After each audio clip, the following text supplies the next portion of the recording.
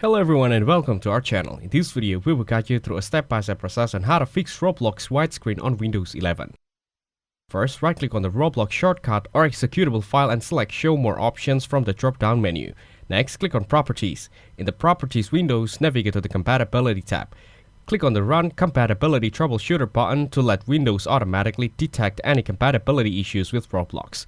Once the troubleshooter runs, check the box that says Run this program in compatibility mode 4, and from the drop-down menu, select Windows 8 or another version that might be more compatible. Additionally, check the box for Disable Full Screen Optimizations and run this program as an administrator to ensure Roblox has the necessary permissions to function properly. Click Apply to save these changes. Now, right-click on Roblox again and select Show More Options, then go back to Properties. Go back to the Compatibility tab and uncheck the box for Disable Full Screen Optimizations. This should help resolve display issues caused by the full screen settings.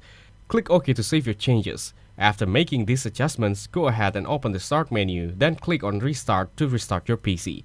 Once your PC restarts, open the Start menu again and go to Settings. In the Settings windows, click on Apps from the left sidebar, then select Installed Apps.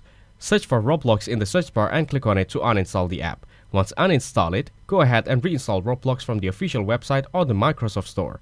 This process should resolve the widescreen issue, allowing Roblox to launch and function properly again. Thanks for watching. Make sure to like and subscribe for more content like this.